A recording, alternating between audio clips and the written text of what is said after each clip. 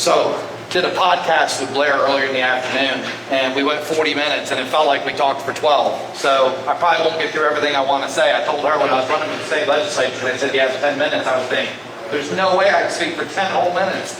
I can easily go over an hour now, but I'm not going to do that to you, because I want to leave time for other candidates. And Hannah's going to tell me, when I'm at 20 minutes, let me know, because I got to start wrapping it up, okay? But, quickly, for those of you who don't know me, Andrew Sorrell, I know we say Sorrell wrong. Sorrell is a red horse. That's the right way to say our name. But my granddad was a preacher in Detroit, and they pronounced it Sorrell, Sorrell, Sorrell. He finally just gave up, just went with that pronunciation, so we've been Sorrell for the last 3 generations. My dad was also a preacher. Anybody want to guess what my great-granddad was? Also a preacher, and I went to politics. So I blew that. That family trend is over. My family is still scratching their head trying to figure out how their son ended up in politics. My parents raised me to be a voter. They did not raise me to be a politician. It never crossed their mind. But I registered to vote when I was 18, and I haven't missed an election since. Now, when I was 18, I voted Republican because I was a Christian. And that's a great reason to vote Republican. I'm not for killing babies. I'm not for men marrying each other.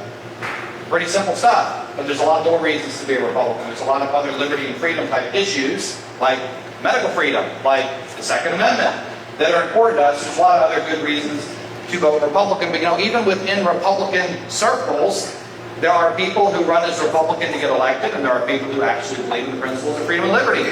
So I encourage you to ask your candidates, all candidates, for any office they're running for. Hi, Liberty. Okay, she's going to stand with me today. Oh, her name is Liberty, so when I say Liberty during my speeches, I think she thought I was calling her. When you have a candidate running for office, ask them, why are you running? And you know what you never, ever hear them say? To protect individual freedom and liberty. Never! That's the right answer. That is the role of government. Government is there to protect your rights, to keep your rights from being infringed, not to protect your constitutional rights, to protect your God-given rights that are enshrined in that Constitution. That's why I'm in politics. I'm there to be a defender of your freedom and liberty. Now, when I was in the legislature, I quickly figured out that almost every vote fell into one of 3 buckets. And it was pretty easy to parse them out and vote yes or no. Number 1, does the bill grow the size and scope of government? If it does, it's a no vote. Does the bill raise a tax or a fee? If it does, that's a no vote. Does the bill infringe a liberty or freedom? If it does, that's a no vote. Other than that, if you can answer no on all those questions, it's probably safe to vote for the bill. And there's a lot of harmless bills to go through. Now, we don't need to pass 1,000 bills every quadrennium like we've been doing. All right, but generally, they're pretty harmless. If they don't infringe a liberty, if they don't raise the tax, and if they don't grow the size of the government, it's probably okay to vote for it.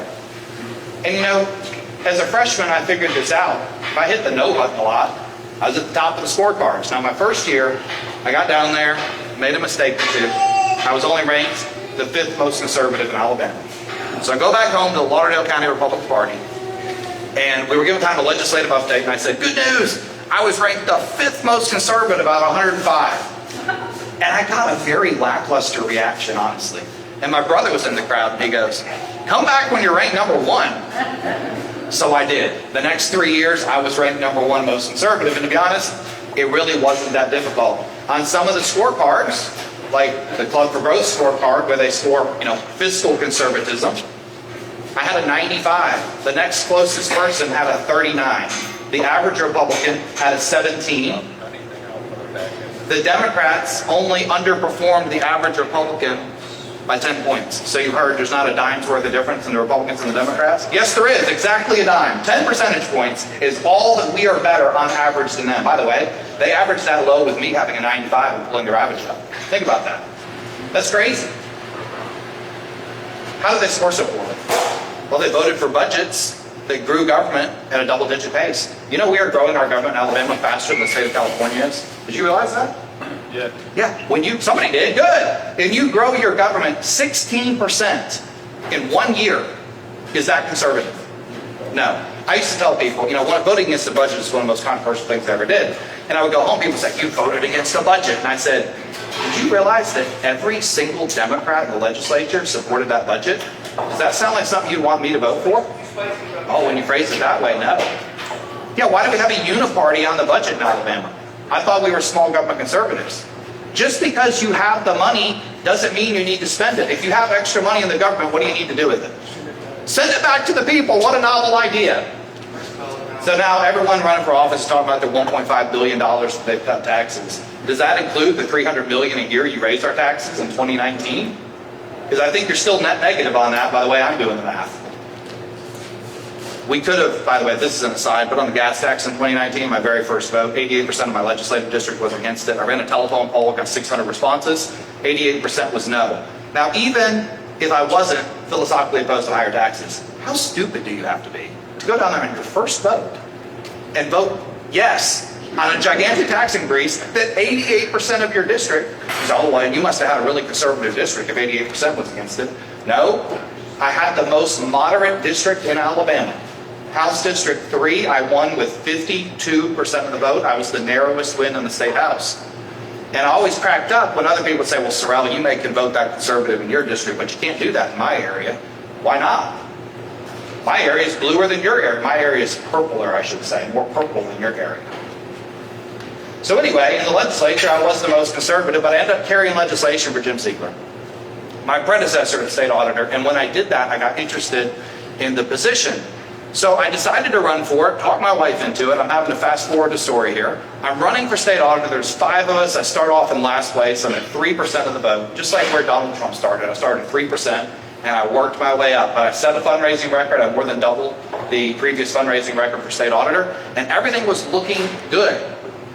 A little too good, perhaps. And then I figured out the legislature would do anything to stop me. You know, I was a mistake. I wasn't supposed to get elected in 2018. He's running in a district challenging a 28-year incumbent Democrat in a seat that's been blue for 150 years. Oh, and his primary opponent is the community college president. There's no way this 31-year-old kid beats a community college president and then defeats an incumbent and flips the district, right? Montgomery misjudged it, so I slipped in. Okay, well, then I'm running for auditor. All of a sudden, Sorrell raised all this money, and we didn't give it to him. Now, if you really want to blow Montgomery's mind, raise money that doesn't come from them. That will leave them bumfuzzled. They don't understand it. Some of these state house districts, yeah, they're dropping $500,000 in these state house districts. What percentage of that came from special interest PACs? 80% plus. That's the answer every time. By the way, we took $327,000 I raised in 2022. Only $25,000 of it was from PACs. I raised my money from actual, real people. And that scares Montgomery. So here we are in May of 2022.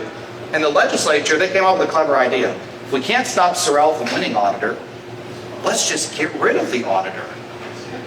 I thought, man, what else could I run for that we could have them try to eliminate? This could be really useful. But you only run for one thing at a time. So I'm running for auditor.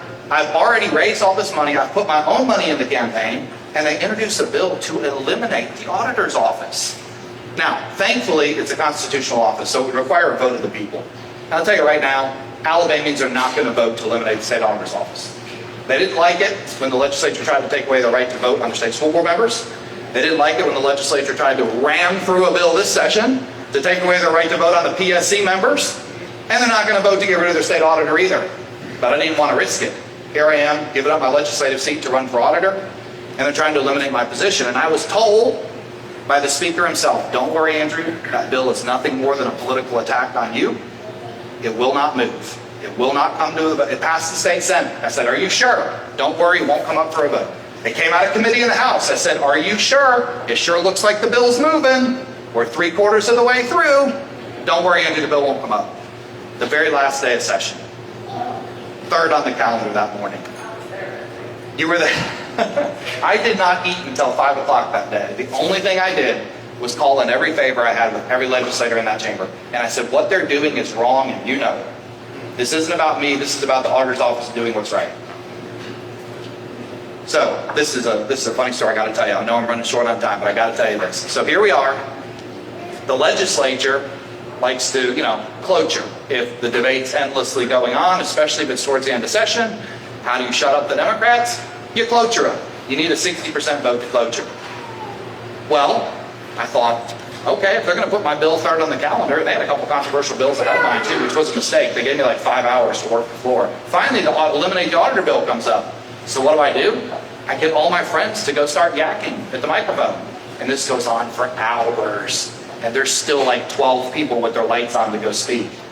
And all of a sudden, they're like checking their watch like, man, we got to get all the way through this calendar today. And we're really stuck here on bill number 3. So what did they do? Cloture petition. Now, I went over to Anthony Daniels. And Anthony Daniels may be a lot of things, but he's not a liar. And Anthony told me, I know what they're doing to you. And he said, I just want you to know, as Democrats, we don't agree with you, but we respect you because you will fight legislative leadership when they're wrong. And he said, today, you're going to have every single Democrat vote. We're not voting to eliminate the state auditor's office. I had a lot of respect for him after that. Still do, as a matter of fact. He actually put the people over politics. I was impressed. So the Democrats always vote no on cloture, but we have 77 Republicans and 28 Democrats, so it always just flies through, right? Well, not that day. That day, all of my friends, I said, vote no on cloture. So the cloture petition comes up, and cloture fails. All of a sudden, we're still debating. Now they're starting to sweat it. Because now it's like 4 o'clock in the afternoon, and all of a sudden, the little freshman is running the chamber. Now he's telling everybody, don't vote yes on cloture, and the debate's just endlessly rolling. So what do? Well, I was enjoying it. By this point, I was having fun, because if I could beat cloture, I know I have the bill defeated as well. And then one of my friends came up to me and gave some really good advice. He said, Sorrell, he said, quit while you're ahead. So as fun as it might have been to stretch it out, I went around and told everybody, we've got the votes, vote to cloture, and then let's just kill this bill. So I thought, man, if I stretch this too long, they're going to start like pulling people's committee assignments and twisting arms, and I may eventually lose this fight, right? Don't turn a sure win into a loss. So sure enough, I told actually it was Representative Matt Simpson who I told. I said, hey, if they want to bring cloture up again, we'll all vote for it. So they bring it up again, we voted for it, and we cloture, we debate for 10 more minutes, we have a vote on eliminating the auditor's office. And the vote fails. And all the people who were at the beach, which there were a bunch, the last day of session, 7 or 8 of them always at the beach. They just can't wait. You know, they have to work 30 days a year. It's a tough job. Full-time salary, 30 days a year. They just can't make it all 30 days. I don't know. It's not that hard, people. Like, I was at all 120 days plus the special sessions. I never missed a day. Unless you're sick, put your rear in the chair and vote the people you're supposed to be representing. So I invoked Rule 32, which says if you're not in the chamber, you can't vote, and nobody else can vote your machine. They didn't like that, because on the constitutional amendment, a no vote is the same as an absentee vote. So sure enough, the bill fails. So that's why we still have an auditor's office today. I'm glad it's still here. And I'm going to keep stirring the pot if you'll send me back for another 4 years. Now listen, the number one thing that qualifies me for re-election of state auditor, catch this is important now, is that they don't want me back as state auditor. That is exactly why you need to vote to send me back. If you find somebody that Montgomery loves and wants and is supporting for state auditor, I guarantee you don't want that person. So what have I done as state auditor? Well, I've kept my promises. I said I was going to put conservatives on the board of registrars because I care about election integrity. You know, do you want counties in Alabama where there's more registered voters than population? Well, when the Democrats were appointing registrars, that happened all the time. Well, now that Republicans are appointing, we don't have that problem as much anymore. You know, we have a governor, we have an ag commissioner, we have an auditor. By the way, I changed out 8 registrars, and this is a problem in a lot of counties. There are counties in Alabama today that the only Republican in the courthouse is the one I put there. They have a Democrat circuit clerk, probate judge, sheriff, 2 Democrat registrars. The only counterbalance we have for election integrity is the fact that I put a Republican in the courthouse on the board of registrars. And they're still getting outvoted 2-1, but at least I tried. Now we need to get the new ag commissioner, and trust me, whoever wins, I plan to sit down and talk to him. Whoever wins that race, I'm going to talk to him. I'm going to say, look, in some of these black belt counties, we have to put 3 Republicans on the board of registrars. It's got to happen. I'm going to talk to Tommy Tuckel's appointments director about that too. But I've done my part. You know, the 2 registrars who misdrew the election lines. But you remember this back in 2021? We redistricted. Legislative districts were messed up in Alabama, 2 of them, Etowah County and Lauderdale County. The Etowah registrars all got fired before I got there.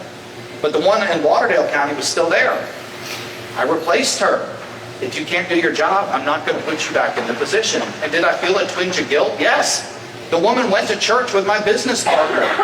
It's not easy. But I made a promise that I would put good people on the board of registrars, and I followed through on that promise. What else did I tell you I'd do? I told you I'd track your state property, and I've done that, and we're doing better than ever. We have finished the project that my predecessor began, our RFID chipping, all 300,000 pieces of state inventory. Our audits that used to take 5 weeks, we're doing in 2.5. We're much faster, we're more efficient than ever before.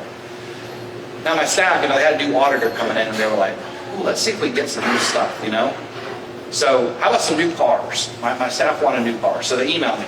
Can we get some new cars? All of our cars have over 100,000 miles on them. I emailed them back and I said, the car I drive to Montgomery has 278,000 miles on it. And I hit send, and I haven't heard a word since. Now, I don't want them getting stranded on the side of the interstate. Okay, I'm not saying I want them out there in unsafe vehicles, but I'm saying that, we don't have to be driving Cadillacs to do property audits for Alabama. We have one pickup truck, we actually need it. We have some off-road stuff, we have to go up a mountain and climb a pole, and there's some stuff we have to do where we legitimately need it. But the guys who are just driving around all the 67 counties to the Department of Public Health to audit them, get them a passenger car and save the gas. By the way, speaking of cars, I didn't take a state vehicle. You don't pay for my travel. I did 63,000 miles last year, and you didn't pay for any of them.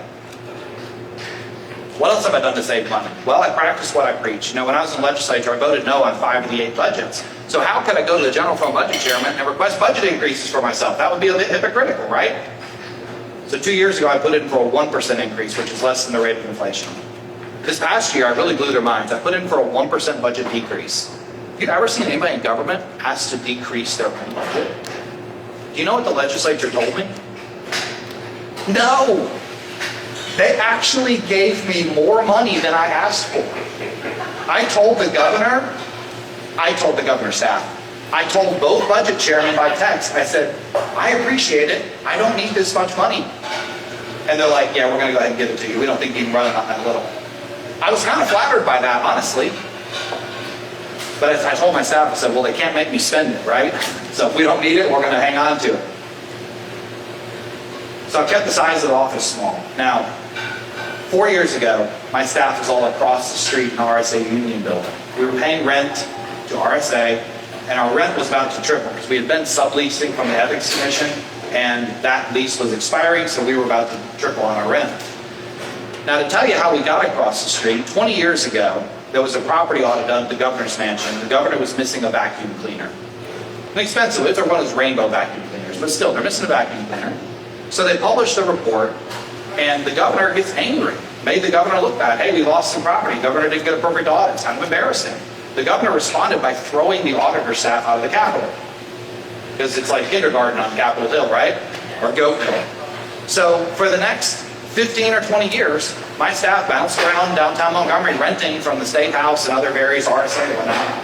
And we were about to pay $30,000 a year in rent. And I said, wait a minute, so the governor leaves the vacuum cleaner, and then for 15 years we pay $30,000 extra? Did we waste $450,000 of taxpayer money because of a dispute over a vacuum cleaner?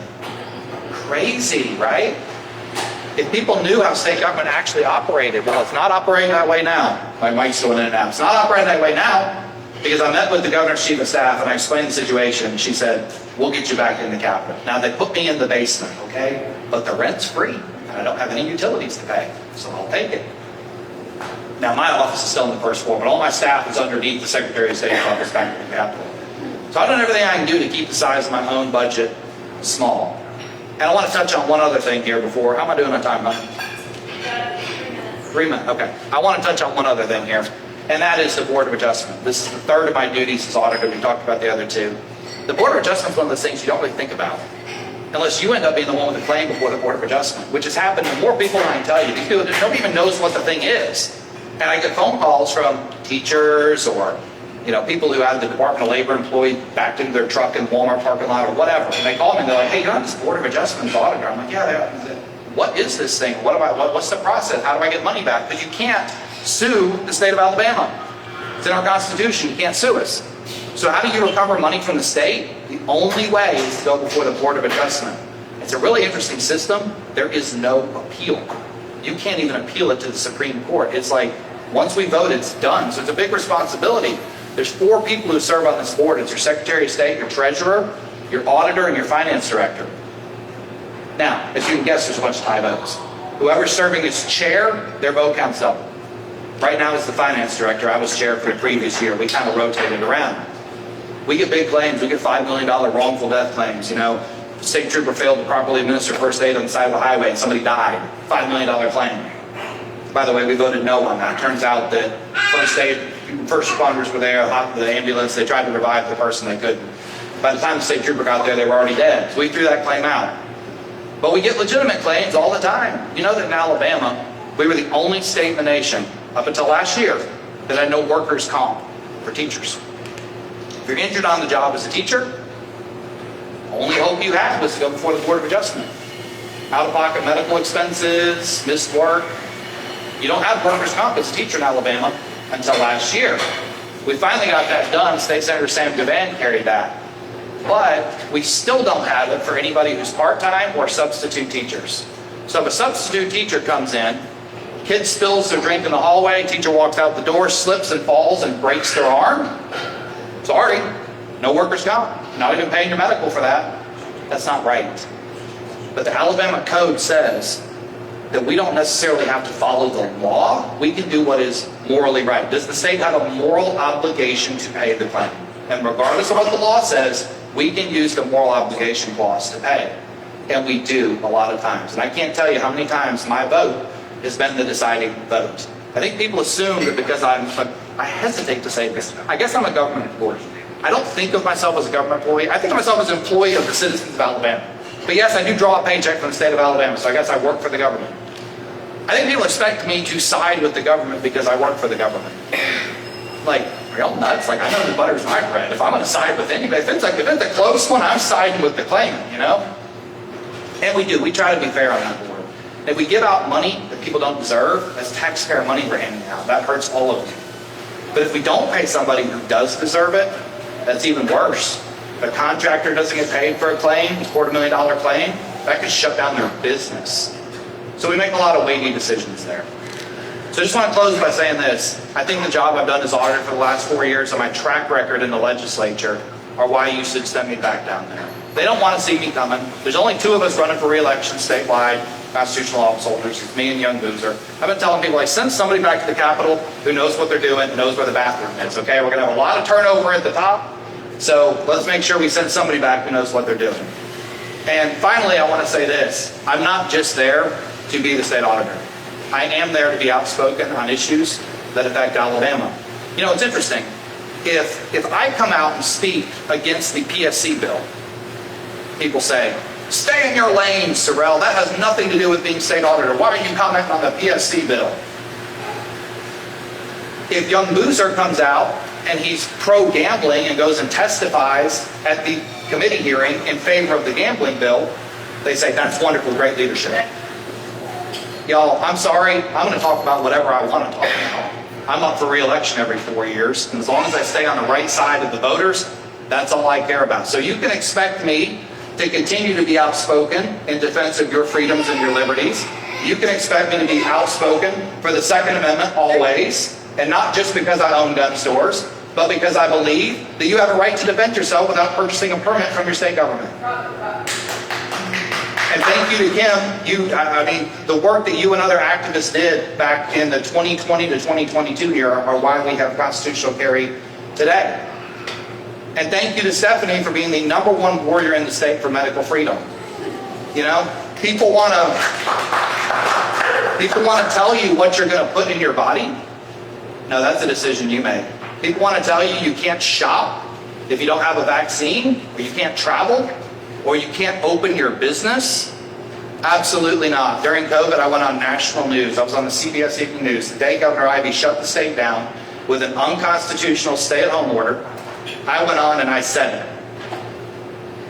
And I got hate messages all the way from work and people leaving me voicemails. How dare you say people are going to die? Look, let people make their own medical decisions. Did anything that they told us during COVID actually help? Social distancing, 2 weeks to slow the spread. What a joke. Let people make their own medical decisions as part of freedom and liberty. So, I've got to wrap it up. Let's get a couple of questions. Okay, I won't wrap it up. I'll take a couple of questions, and then I am going to wrap it up because I want these other candidates to have some opportunity. Is there anything you'd like to say about the negative ads that are going around? Oh yeah, they're not true, and my opponent's obviously desperate. If I wasn't ahead in the polling, he wouldn't be running negative ads. That's how it works. If people are ahead 60-40, they don't run negative ads. So just take that for what it's worth. This is your last term that you're running for now? Yeah, I can only do So are you 2 rounds. planning on running for another office after this? Yeah, the voters will have me back. For what? That's a great question. I don't know, because the honest answer is, You are what's called a career politician. no, I'm not. And because I make my money outside the government, I'm an entrepreneur. I own 2 gun stores, about to be 3 next month. I have real estate. I have a college textbook store. So I'm in this because I want to be in this. But if you're asking if I'm going to run again, yes. And you know what? If there were a bunch of other people who were standing on defending freedom and liberty, I might not have to run. I probably never would have been motivated to. But until other people do, yeah, I'm going to keep running. Absolutely. Maybe she'll take my place one day. I'd be fine with that. Other questions? Yes. Can you enlighten me on exactly what is the scope of the state auditor? Yeah, $1.3 billion of state property is what we track. Serving on the Board of Adjustment, and I have 69 appointments to election-related boards. So those are the 3 main things. Also, there's some smaller duties I don't get off in the weeds on. I serve on the Penny Trust Fund Board and some other stuff, but basically those are the duties. Do you look into auditing transactions, like property transactions? Do they come to you, or do you look at them because you heard about? This is a great question I get all the time. In 1940, the legislature gave more power to the examiners of public accounts, which was created back in like the 1880s. They stripped the auditor of a lot of the financial auditing duties, and they gave it to the examiners of public accounts. We no longer do financial audits and have not for 84 years. That's all done in a different department. I personally believe it should all be reconstituted under the auditor's office. Obviously, all the auditing functions in the state should be under the auditor, and I wish it was that way, but I haven't been able to get the legislature to move on that. So if there are questionable property, like real property transactions involving public officials, and certain organizations, is that then a matter for the AG's office to look into because there's criminal implications there? Yes. If it involves property, the answer is yes. And we do refer stuff to the AG or the examiners. And I'll give you an example. We were auditing a certain state agency. We talked about this on the podcast earlier this afternoon that had classic cars in a museum. And the classic cars, we went there and they were missing 5 of them. We're like, where are these cars? Like, oh, we sold them. What, you sold them? What do you mean you sold them? You have to go through us to sell them. You can't dispose of property without coming through the auditor's office. How did you sell them? Who bought them? Oh, well, one of the directors. Paid $15,000 for it, and it was worth $50,000. So yes, we do uncover some stuff like that. We do refer it. And by the way, these people are headed to jail. They just got criminal charges filed on them last week. Yep, and the governor fired the entire board. Yeah, good question. So if it involves property, the answer is yes. I've also caught people destroying $20,000 of state property. I told that story too on the podcast this afternoon. Yes, ma'am. So if you have a state agency, public agency, that is involved in land transactions and things just don't look right, should someone come to you and then you decide who to refer it to, or do they go? No, because when I say property, I don't mean real estate. I mean only personal property, non-consumable personal property. 1.3 billion worth of stuff. Real estate is under the Department of Finance, so that would go to Bill Poole's office. Yeah, good question. There's so many different divisions and subdivisions of the state government. Yeah, we're pretty narrow and limited in our scope. He is the finance director, appointed by the governor. Yeah, former state rep. I served in the legislature with him. The sponsor of the gas tax. I like him other than that. He's a nice guy. Okay. I think that's it. Thank y'all so much. I'm sorry to speak and run because I really want to stay and visit. I see a lot of friendly faces here I'd love to chat with, but I have a 7-month-old baby and we're going all the way to Montgomery tonight, so I hope you'll forgive me, but I'll come back and see you some other time. Thank you so much. Yeah, I never admit that, but I'm in Montgomery Monday through Thursday. I'm in Muscle Shoals Friday through Sunday, so we have 2 houses. We go back and forth. Thank you so much. Appreciate it. Yes, Liberty. All right, Dad,